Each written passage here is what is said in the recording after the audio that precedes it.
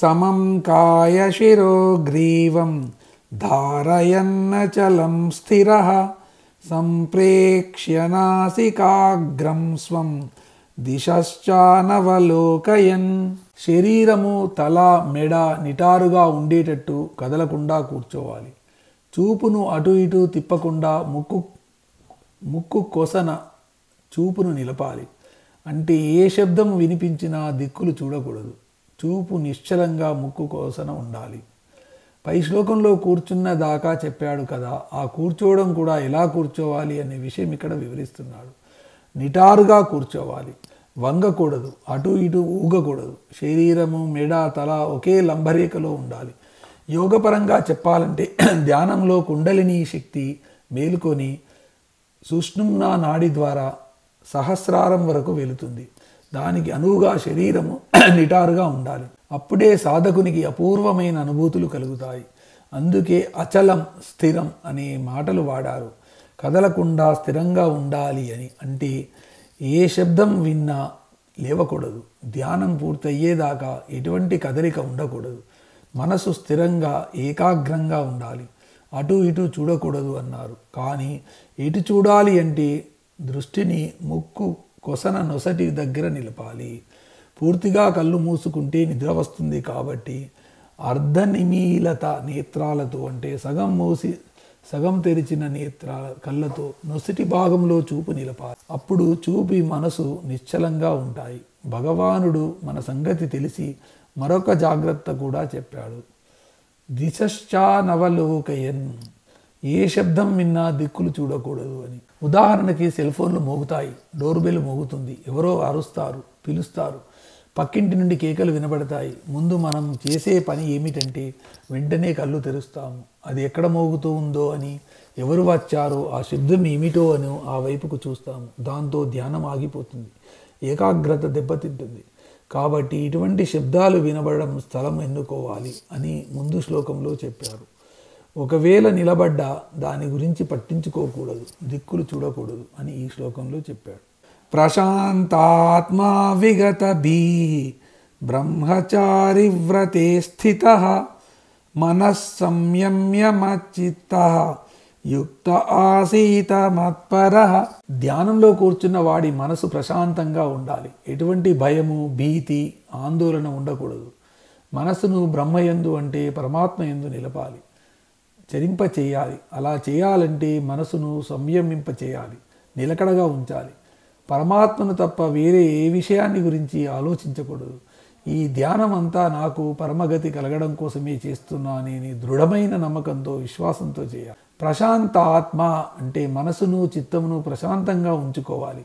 ఎటువంటి ఆలోచనలు, ఆందోళనలు ఉండకూడదు. చాలా ప్రశాంతంగా ఉండాలి. ఉంటే మనము ధ్యానంలో కూర్చోగానే ఇదివరకు చూచినవి, విన్నవి, తాకినవి, జరిగిన విషయాలన్నీ గుర్తుకు వస్తాయి. ఎక్కడెక్కడో ఎప్పుడో జరిగిన విషయాలన్నీ అప్పుడే గుర్తుకు వస్తాయి. వాటి వలన బాధ, భయము, సంతోషము కలుగుతాయి. అటువంటి గతకాలపు ఆలోచనలు మనసులోకి రాకుండా అరికట్టి మనసు ప్రశాంతంగా ఉంచుకోవాలి. విగత భీ అంటే భయం ఉండకూడదు. గతించిన విషయాలు గుర్తుకొస్తాయి అని పైన చెప్పుకున్నాం కదా, అలాగే రాబోయే విషయాల గురించి, జరగబోయే విషయాల గురించి కూడా ఆలోచనలు వస్తాయి. ఆ ఆలోచన వల్ల భయం కూడా కలిగే అవకాశం ఉంది. అంతేకాదు, ఎవరైనా ఏమన్నా అనుకుంటారేమో, ఏమన్నా అంటారేమో అన్న భయం ఉంటుంది. దేనికి భయపడకూడదు. మనసులో గుబులు ఉండకూడదు. ఈ టైంలో ఈ పని చేద్దామనుకున్నాము కానీ చేయలేకపోయాను, ఇక్కడ కూర్చున్నాను, అక్కడ నేను లేకపోతే ఏం జరుగుతుందో ఏమో అనే చింత విడిచిపెట్టాలి. బయట ఏం జరిగినా నిశ్చలంగా ఉండాలి. అన్నీ భగవంతునికే అర్పించి మనసును నిశ్చలంగా, నిర్మలంగా, నిశ్చలంగా ఉంచుకోవాలి. ఇది కష్టమే అయినా అభ్యాసంతో సులభం అవుతుంది. తర్వాతది బ్రహ్మచర్యము పాటించాలి. అంటే మనసు కామవాంఛల వైపు వెళ్ళకూడదు. స్త్రీ సంబంధమైన ఆలోచనలు రాకూడదు. స్త్రీలు ధాన్యంలో కూర్చుంటే పురుష సంబంధమైన ఆలోచనలు రాకూడదు. అటువంటి సంకల్పములు కూడా రాకూడదు. అసలు సంసారిక సంబంధమైన ఆలోచనలే మనసులోకి రానియకూడదు. ఇది అందరూ ఆచరించవలసిన విషయము. బ్రహ్మచర్యం అంటే కేవలం శరీరమే కాదు, మనసులో కూడా అటువంటి ఆలోచనలు రాకూడదు. మాటలు కూడా అటువంటి మాటలు మాట్లాడకూడదు. అప్పుడే మనసు పరిశుద్ధంగా ఉంటుంది. ఇది బ్రహ్మచర్యమునకు మనము లౌకికంగా చెప్పుకునే అర్థం. బ్రహ్మ అంటే శబ్ద బ్రహ్మ అని అంటారు. శబ్దము అంటే వేదములు, శాస్త్రములు. వేదములు, శాస్త్రములు బ్రహ్మస్వరూపాలు.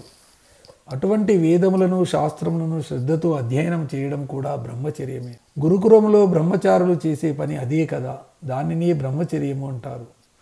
ధ్యానమునకు ముందు వేదాధ్యయనము, శాస్త్ర అధ్యయనము చేసి ఉండాలి అని భావము. అప్పుడు ఆత్మ వేరు, శరీరం వేరు అనే జ్ఞానము కలుగుతుంది. గురువు నుండి వేదాంత విషయాలు, శాస్త్రములకు సంబంధించిన విషయాలు తెలుసుకోవడం కూడా బ్రహ్మచర్యమే అవుతుంది. కాబట్టి ధ్యానము చేసేటప్పుడు మనలో ఉన్న శాస్త్రముల ద్వారా కానీ, గురువు నుంచి కానీ ఆర్జించిన జ్ఞానము మాత్రమే గుర్తుకు రావాలి. కానీ ప్రాపంచిక విషయాలు గుర్తుకు రాకూడదు. తల్లి, తండ్రి, బంధువులు గుర్తుకు రాకూడదు. ఒక మాటలో చెప్పాలంటే మనసును కల్లోలపరిచే ఏ విషయమో గుర్తుకు రాకూడదు. దానిని బ్రహ్మచారి వ్రతే స్థిత అని ఇక్కడ చెప్పారు. తర్వాత మనస్సంయమ్య అంటే మనసును స్థిరంగా ఉంచుకోవాలి. ఇప్పటిదాకా చేసే పనులు అంటే మనసును ప్రశాంతంగా ఉంచుకోవడం. మనలో గతం గురించి, భవిష్యత్తు గురించి ఉన్న భయము, ఆందోళనలు పక్కన పెట్టడము. తర్వాత కామ సంబంధమైన ఆలోచనలు మనసులోకి రానియకుండా కట్టడి చేయడం. తాను వేదములు, శాస్త్రములు, గురుముఖత ఆర్జించిన జ్ఞానమును మననం చేసుకోవడము. ఇవన్నీ చేస్తే మనస్సు సంయమింపబడుతుంది. అంటే మన మనస్సు మన అదుపులో ఉంటుంది. అటు ఇటు పోదు, చంచలంగా ఉండదు, స్థిరంగా ఉంటుంది. అటువంటి మనస్సును ఆత్మయందు స్థిరంగా ఉంచాలి. తర్వాత ఎవరిని చింతించాలి అంటే మచ్చిత్తు అంటే భగవంతుని చిత్తములో నిలుపుకోవాలి. మత్పరహ అంటే భగవంతుడు తప్ప నాకు మరొక దిక్కు లేదు అని నమ్మాలి. అప్పుడే యుక్త అంటే ధ్యానములో యుక్తుడు అవుతాడు, నిమగ్నం అవుతాడు. యుంజన్నేవం సదాత్మానం యోగీ నియతమానసః శాంతిం నిర్వాణ పరమాం మత్సంస్థామధిగచ్చతి. నిగ్రహింపబడిన, నియమింపబడిన మనస్సు కల యోగి తన మనస్సును ఎల్లప్పుడూ ధ్యానమునందే లగ్నం చేస్తాడు. నా స్వరూపము, నా స్వభావము, మోక్షమునకు ప్రతిరూపము అయిన పరమశాంతిని పొందుతాడు. అంటే ధ్యానంలో లభించేది పరమశాంతి. ఈ ప్రకారంగా ధ్యానం చేసే యోగికి ఎటువంటి ఫలితం కలుగుతుంది అంటే పరమశాంతి కలుగుతుంది. మనందరికీ లేనిది, మనమందరము వెతికేది ఆ శాంతి కోసమే కదా. శాంతి కోసం వెతుక్కుంటూ ఎన్నో ప్రదేశాలు తిరుగుతుంటారు, ఎంతో ధనం వ్యయం చేస్తారు, వివిధములైన మాదక ద్రవ్యాలను ఆశ్రయిస్తుంటారు. కానీ అది తమ చిత్తంలోనే ఉందని ఎవరికీ తెలియదు. మనసును ఆత్మయందు నిలిపితే శాంతి దానంతరదే వస్తుంది. ఈ శాంతి స్వరూపుడే భగవానుడు.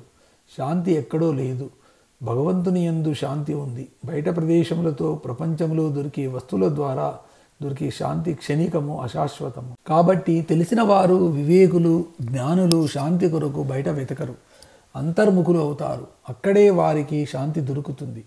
ఆ శాంతి కావాలంటే మనోనిగ్రహము, నిరంతర అభ్యాసము ఇవే మార్గములు. అందుకే సదా యుంజాన్ అంటే ఎల్లప్పుడూ అభ్యాసం చేయాలి. ఒకరోజు చేస్తే రాదు అని అర్థము. ప్రాపంచిక విషయముల మీద విముఖత, భగవంతుని మీద భక్తి, శ్రద్ధ, ఏకాగ్రమైన మనసు, నిరంతర అభ్యాసము, మనసును అంతర్ముఖం చేయడము, మనసును ఆత్మలో నిలపడము ఇదే ధ్యానము. ఈ ధ్యానముతో పరమశాంతి లభిస్తుంది. కాబట్టి ఈ జీవితానికి నాకు శాంతి లేదు భగవంతుడా అని దేవుడి ముందు ఏడవకుండా ఈ మార్గం అవలంబించాలి అని భగవంతుడు 1000 సంవత్సరాల కిందటనే చెప్పాడు. కానీ దీనిని గురించి మనము తెలుసుకోవడానికి ఎటువంటి ఆసక్తి చూపడం లేదు.